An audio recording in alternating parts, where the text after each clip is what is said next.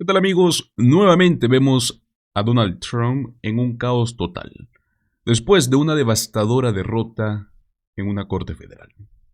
Como bien sabemos, Trump ha utilizado durante años al sistema legal como un arma y un escudo, para intimidar, silenciar y salirse con la suya. En esta ocasión, al parecer, su suerte se acabó.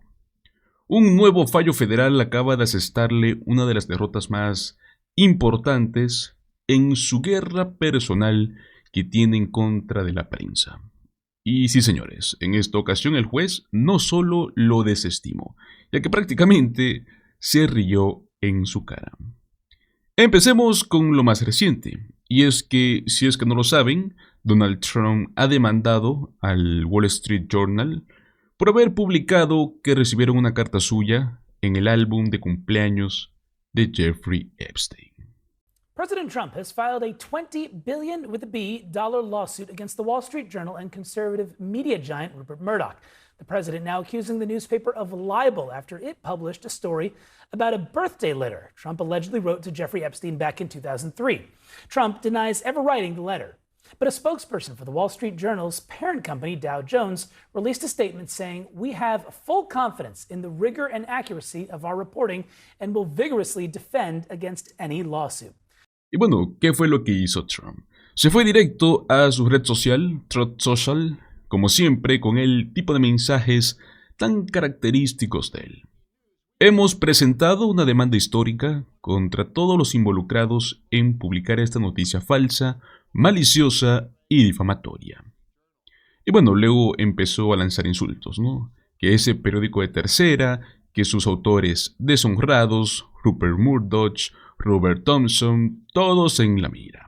Incluso dijo que no escribe cartas así y que él no dibuja, ¿no? Y lo terminó con una amenaza. Vamos a demandarlos a todos. Gracias por su atención. Haremos que América vuelva a ser grande otra vez. Un clásico, ¿no?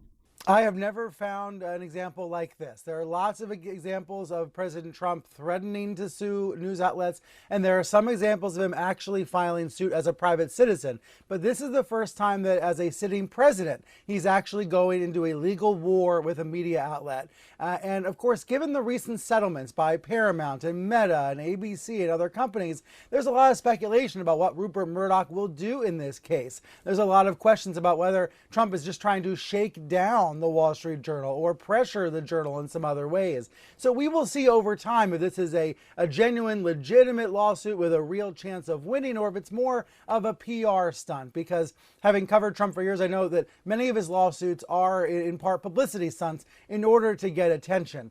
In this particular case, this is a defamation suit. And the first thing you learn in a media law class is that the bar for a public figure to prove defamation is set very high. It's way over my head. It's high on purpose because public figures, are out there in the public domain.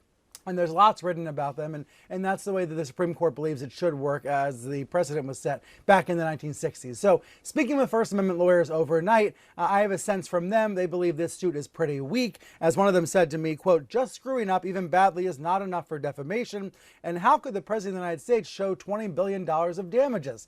There are some details about this lawsuit that seem absurd. But as we know, the president has been able to achieve settlements with other media companies. So we will see what Rupert Murdoch decides to do in this case. But as you mentioned, Danny, the Journal is saying it has a lot of confidence in this reporting. And let's be honest, they would not have published this bombshell story if they did not believe that they were on extremely solid legal ground. And it seems other people also believe that this is not the last we've heard, perhaps, from the Wall Street Journal on this topic.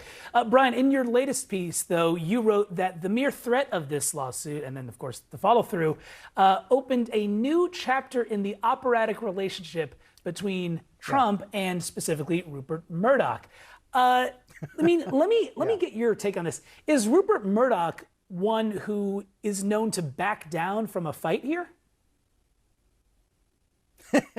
Not only does Rupert Murdoch love to fight, he's even fighting his own children. You know, he was in court for the last 2 years trying to change the terms of their billion-dollar trust. He even went to war with his own kids. So that tells you something about Rupert Murdoch and his willingness to not only fight it out, but to try to stick it out for as long as he can. Look, these two men, it's like Godzilla versus King Kong. They come apart, they come back together. After January 6th, Rupert Murdoch said of Donald Trump, we're going to make him a non-person. Right? Todo esto no es más que otra rabieta legal de Trump. Como cuando ha presionado a medios como ABC, CBS, incluso recordemos a Paramount, para que ellos se rindan por el miedo. Muchas de las veces ha funcionado porque ha ganado por intimidación, no por argumentos. Pero ahora viene la parte importante, porque el golpe judicial que acaba de recibir, esta vez es desde Nueva York. Un juez federal desestimó la demanda de Trump contra el periodista Bob Woodward. Hablamos del legendario reportero que fue el que destapó el escándalo del Watergate y que entrevistó a Trump durante su primer mandato, ¿no? Recordemos que él lo demandó por casi $50 millones, alegando que tenía derechos de autor sobre las grabaciones de sus propias entrevistas. El argumento, que esas entrevistas eran solo para un libro y no para el audiolibro que finalmente se publicó como The Trump Tapes. Pero bueno, el juez Paul Gardner lo dejó muy claro. Donald Trump no demostró que tenía derechos de autor ni que fuese coautor del contenido. Y es poco probable que pueda presentar una demanda válida, incluso si es que intenta hacerlo de nuevo. O sea, lo tumbaron por 2. Yo sé que esto puede parecer solo una nota legal más, pero no lo es, porque es un punto de quiebre, señores. Donald Trump ha utilizado las cortes como si fuesen un juguete, no para ganar, sino para asustar, para desgastar, para callar voces. Y con el poder del Departamento de Justicia detrás, muchos medios, y hasta periodistas en este caso, han preferido ceder. En esta ocasión el juez lo enfrentó directamente y le dijo, básicamente, no tienes un caso, y ni siquiera vas a poder inventarte uno convincente. Esto no solo es una victoria para el periodista Bob Woodward, es una victoria para el periodismo independiente. Es la clara señal para todos los medios, los que han dudado, que han tenido miedo, que han sentido la presión. ¿Qué nos dice esto? Se puede hablar, se puede denunciar. Y sí, la verdad puede ganar en los tribunales, incluso contra alguien como Donald Trump. Trump sigue demandando a medio mundo, ahora incluyendo al Wall Street Journal, pero mientras lo hace, más expone su desesperación. Y lo mejor de todo esto, ya no le está funcionando como antes. Pues bueno amigos, pasemos a hablar de la siguiente noticia, y es que hoy tenemos mucha información, y es que al parecer Trump no solo quiere poder político, ahora va por el control total del dinero. Ya no es una simple pelea en redes sociales, no es una rabieta típica de Trump. En esta ocasión, como hemos visto, y bueno, seguramente muchos no lo han visto, porque con todo este tema del escándalo de Jeffrey Epstein, muchas noticias se han visto sesgadas. Esta ocasión va directo por la Reserva Federal de los Estados Unidos. Busca convertirla en esta herramienta de política. Y hablamos de que si logra hacer esto, el precio lo va a pagar el ciudadano promedio, con sus bolsillos. Quiero que analicemos cómo Donald Trump va en contra de Jerome Powell y de la Reserva Federal, de la Fed. Hablamos del organismo que maneja nada menos que la política monetaria del país. ¿Por qué es que está atacando a Jerome Powell? ¿Cuál es el verdadero objetivo de esto?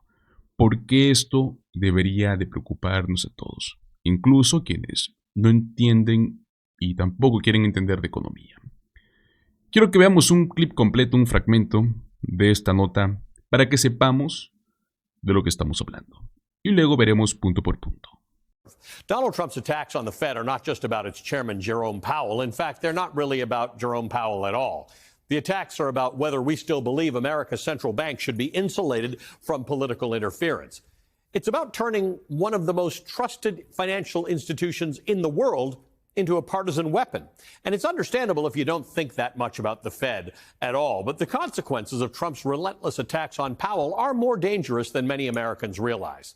The Federal Reserve is not like most other government agencies. It wasn't designed to dance to the tune of presidents or follow the ups and downs of election cycles. It, like many central banks around the world, was explicitly designed to resist the short-term whims of politicians and elections. Its core mission is to stabilize prices and to promote maximum employment. It does that by setting interest rates and ensuring financial stability. Its job is highly technical, long-term, and grounded in pretty specific economic data, not late-night tirades on Truth Social. The Fed's independence is no accident. It's the product of decades of hard-learned lessons when politicians try to wrench control of monetary policy, which influences the supply of money, separate from fiscal policy, which concerns taxes and government spending. When that happens, it can result in recessions, runaway inflation, shattered markets, and broken public trust. Look at authoritarian regimes like Turkey, where central banks have been effectively taken over by politicians. Inflation in Turkey soared as high as 85% in 2022. Economic chaos followed. That's why maintaining the Fed's independence is absolutely critical. But Trump has made it clear that he wants none of that independence. He's publicly attacked Powell for refusing to slash interest rates, even though interest rate decisions are voted on by a 12-member Federal Open Market Committee. And since inflation remains a serious concern, the committee has decided that now is not the time to do the thing that Trump would find politically expedient. In fact, one of the reasons the Fed isn't cutting rates is because of Trump's erratic economic behavior. Earlier this month, Powell explained that the Fed Open Market Committee would have likely cut rates by now, if not for the economic uncertainty and inflation risks triggered by Trump's own tariff policies. Powell is not some Democratic deep state hack. Trump himself appointed Powell as chair back in 2017, a fact that he seems to have conveniently forgotten, claiming on Wednesday he was surprised that Biden had appointed him. Just a hunch, but I think what actually surprises Trump is that someone he appointed as chair isn't willing to bark on command. Powell has repeatedly stated that Trump is not legally permitted to remove him except for cause before Powell's term ends in May of 2026. You can be pretty certain that Powell will be gone by then. But behind closed doors, Trump's allies are already drafting plans to remove Powell before his term even ends. And to justify this otherwise illegal power grab, they're pointing to a construction renovation project. The Fed is in the middle of a $2.5 billion update to its 100-year-old headquarters in Washington, an upgrade that began in 2021. And like many large projects, it's gone over budget by about $700 million. Trump is now using that cost overrun as a pretext, floating vague accusations of fraud and claiming Powell could be fired for cause. Let's be absolutely clear. This is all political theater. For one thing, the Federal Reserve is not funded by taxpayers. Its operations are funded by interest that it receives on government securities that it owns, an intentional part of its design that helps it maintain its independence. Powell has already asked the Fed's Inspector General to review the renovation in full. Still, Trump is smearing Powell with schoolyard insults, calling him a knucklehead and a very stupid person, because the Fed hasn't slashed its key lending rate to below 1%, a significant move that would artificially juice the economy and likely fuel inflation. Currently, the federal funds rate, the Fed's benchmark rate against which the rates you pay or earn interest is based, sits between 4.25% and 4.5%. Now, that reflects economic realities, not political preferences.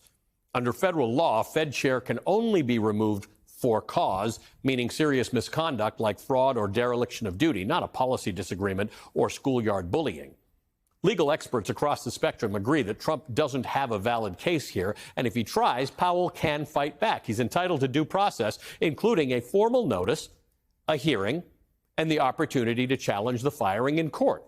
Now, this has never happened before, but it could happen now, and the case would almost certainly go to the Supreme Court. You may recall that in a ruling this past May, the conservative majority opened the door for presidents to remove the heads of independent agencies, such as the Federal Trade Commission and the National Labor Relations Board. But in the very same decision, the Supreme Court carved out an exception for the Fed, calling it a, quote, uniquely structured quasi-private entity with a distinct historical tradition.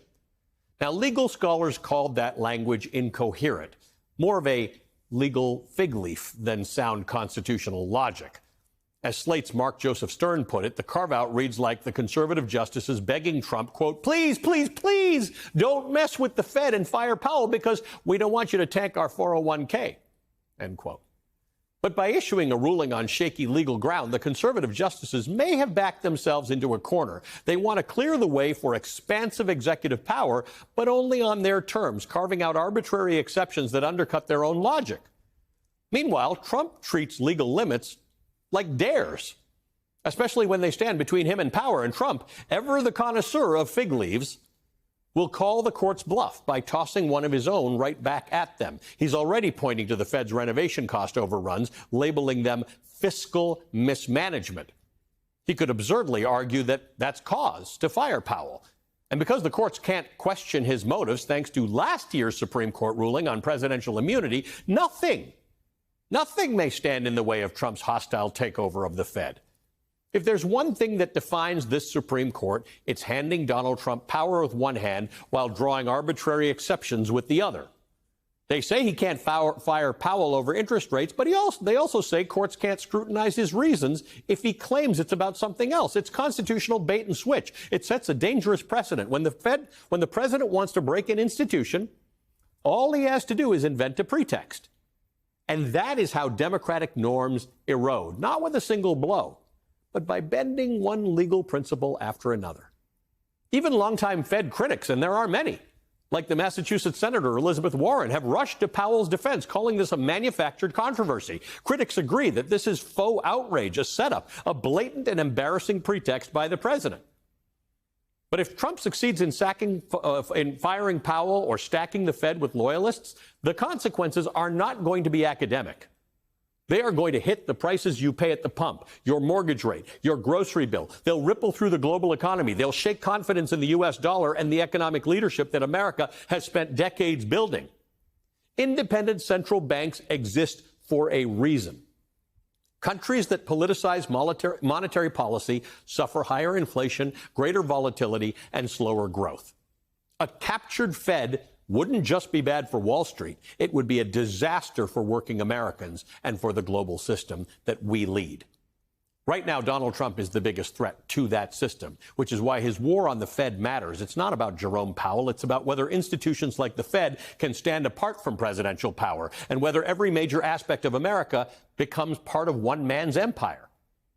Trump may say he won't fire Powell. He's since said that. But even if he doesn't, the writing's on the wall. With 2 seats at the Fed Open Committee likely to open soon, Trump may finally get the chance to reshape his central bank, not to serve the U.S. economy, but to serve himself, priming it to artificially boost growth for his own political gain. And that is the real and only threat facing the world's most important central bank. Bueno, señores, vamos primero por lo obvio. No es un simple desacuerdo, ¿no?, sobre el tema de las tasas de interés. Lo que Trump está intentando aquí es algo mucho más serio. Está tratando de tomar el control directo de una de las pocas instituciones de Estados Unidos que hasta el momento ha estado protegida del vaivén político. La Reserva Federal, la Fed, no fue diseñada para obedecer a presidentes, tampoco para hacer campaña. El rol es técnico, es independiente. Es basado en datos. A Trump eso le da igual, porque lo que él necesita desesperadamente es que la economía se vea bien, no que esté bien. Si esto implica manipular las tasas de interés, despedir al presidente de la Fed o inventarse una excusa como un sobrecosto del tema de la renovación de los edificios, lo va a hacer. Es algo burdo, lo sé, pero está usando el viejo truco de esto huele a corrupción. Es el pretexto perfecto, cuando en realidad lo que él quiere convertir es a Jerome Powell en otro subordinado más, como si fuese su abogado personal o su jefe, ¿no?, del tema económico. Decir, quiero esto, tómalo. Ojo con esto, ¿no? Recordemos, Jerome Powell fue nombrado por Trump, o sea, es su propio fichaje. Pero bueno, como no le hace caso, ahora lo ataca, lo insulta y todo lo que es infantil. Ahora bien, señores, ¿por qué esto es tan grave? ¿Por qué es peligroso? Porque estamos hablando de que si un presidente logra manipular la política monetaria a su antojo, los efectos van a ser devastadores. Solo miremos, por ejemplo, a Turquía. Cuando su presidente tomó el control del Banco Central, la inflación se fue al 85%, amigos. La economía colapsó. Ahora yo te pregunto, ¿tú quieres que eso suceda en Estados Unidos? Porque el camino que Trump está tomando lleva directamente a ese escenario. Y lo peor es que gracias a los fallos recientes en la Corte Suprema, una corte que irónicamente favorece a Trump, podría salirse con la suya.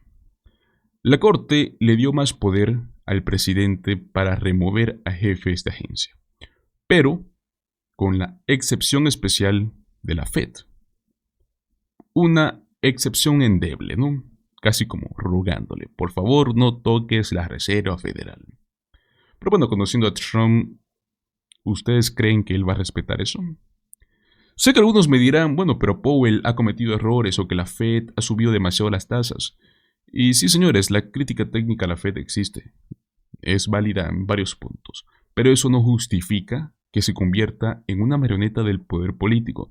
Las reglas no se rompen solo porque estás enojado con los resultados.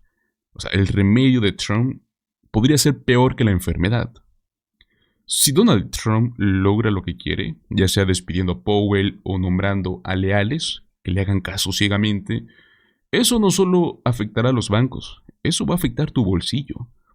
Créditos más caros, inflación descontrolada, mercados inestables, inversiones que se van del país. Y todo porque a un solo hombre se le ocurrió que puede controlar hasta el precio del dinero. Seamos claros, amigos.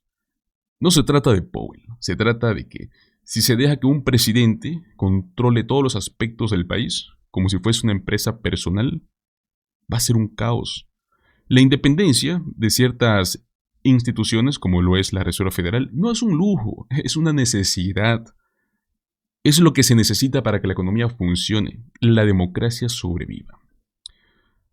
Donald Trump está cruzando una línea muy peligrosa.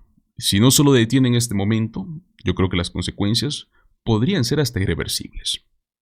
Pero bueno, ahora quiero saber qué opinan ustedes. ¿Creen que Trump debería tener poder sobre la Fed? ¿Será que estamos ante un intento más de controlar todo lo que no se alinea con su narrativa? Los invito a que me dejen sus opiniones en la caja de comentarios. Muchísimas gracias por acompañarme hasta el final de este video. Recuerda, dale like al video, compártelo con tus amigos y suscríbete a nuestro canal, Políticamente en Desacuerdo. Nos vemos en el próximo video. Hasta luego.